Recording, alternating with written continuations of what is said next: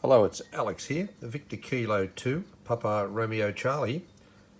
Today I had cause to work on one of these Clansman 351 surf units. I had a problem with this particular surf unit.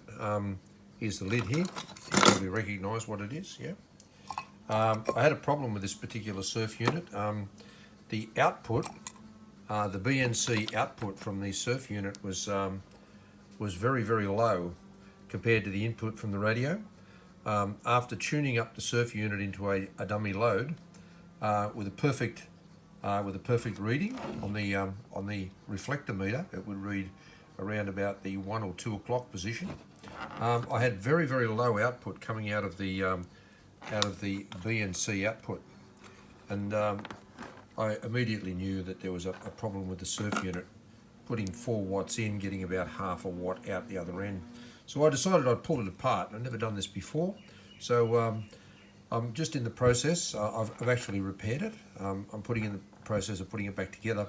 But I thought I'd make this video up for anybody who needs to follow along behind me and pull one of these surf units apart. Okay, the first thing you do is you remove all of the screws from the lid. I think there's about 6 of them there.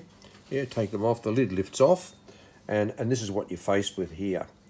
Okay, so in order to get this particular board out, and on the back of this board is mounted a variable capacitor and, believe it or not, a variable inductor as well. The variable inductor is varied by a little slug that goes in and out the interior of the inductor. That's pulled this way and that way by a little wheel that pulls a string each way. So very, very ingenious. It all works by, as you know, by the little tuning dial here. Okay, so in order to take this thing apart, what you've got to do is you've got to remove the red wire on terminal 5, the blue wire on terminal 6. There's a terminal 3 over here. It's got a very, very hard to see little wire that goes down, and that's the wire that goes down and attaches onto the BNC socket. Okay, and after repairing my fault, which happened to be a hot joint or a bad solder joint on the back of that little socket, I would strongly recommend you take that little socket off and check that little solder joint on the back of there, because that was the problem with mine. Okay, so after you get those 3 wires disconnected, I found that you can actually pull this apart and still leave these 2 connected. So if you want to remove them on terminal 1 with the screen here, you can do that as well. Or in my case, I just left that on. Okay. All right. So after removing those wires, and by the way, the whip antenna socket there happens to be a plug-in socket, which plugs into the back of there. So you've got to take the 4 screws out of that one as well, because that's gonna come out with the board. Okay, so that's another thing you've got to do. Okay, so in order to get this complete assembly out here, what we need to do, if you look down inside, you'll see a little slot-headed screw there. And if I turn the wheel here, you'll see that particular, oh, I'll go the other way. No, I have to go this way. You'll see that that's little slot-headed screw. On the other end, it's got a nut. See the little nut there? It's a little nut just there. Okay. So what we got to do is we've got to loosen that screw. Okay. So just turn it right around like I'm doing here. Okay. So it's facing up this way. Slip a screwdriver in there and just loosen that screw. Now don't take it right out, for goodness sake. Just loosen it. And then this particular shaft here that comes out of this assembly, this particular shaft here, it's got a flat on the shaft, and this particular grip, or that's held gripped on there by that screw, has the corresponding flat spot on it as well. So what you do after you undo the screw is you just prise this off the shaft.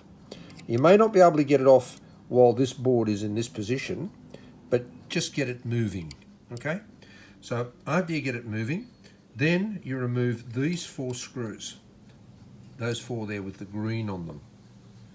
Leave the others all in place, because these hold the inductor and these hold the variable capacitor. So after removing those 4 screws, the whole thing here becomes movable, and you can shift it up in that position, sort of. Yep, yep. So it's going up like that, and the little shaft will pull out of the little clamp there, which enables you to get this whole board out. Okay, and that's how it's done. Putting it back together is actually the reverse. So you just rotate the shaft on the capacitor to know where the little flat is on the shaft. Turn this around to match it, and as you push the board back in, just maneuver the little clamp back onto the shaft with the corresponding flats, and you'll be able to get it back together again. Okay, so just moving on again to the fault that I had on mine. I had a hot joint on the back of that BNC. It was obviously a manufacturing fault, I would say, because it was never ever soldered on correctly. And what I did to repair my particular fault here, you can probably just barely see it, but there's a new yellow wire there that I've taken from that point 3 down onto the BNC. Okay, so now what I'm going to do is put my whip antenna socket back on, and screw the lid back on this, and test it. I would say that it's going to be fixed. So thank you very much. Hope this makes it easier for anybody that wants to follow me and pull one of these magnificently built little surf units for the Clansman 351 apart, and perhaps do some repairs like I've done.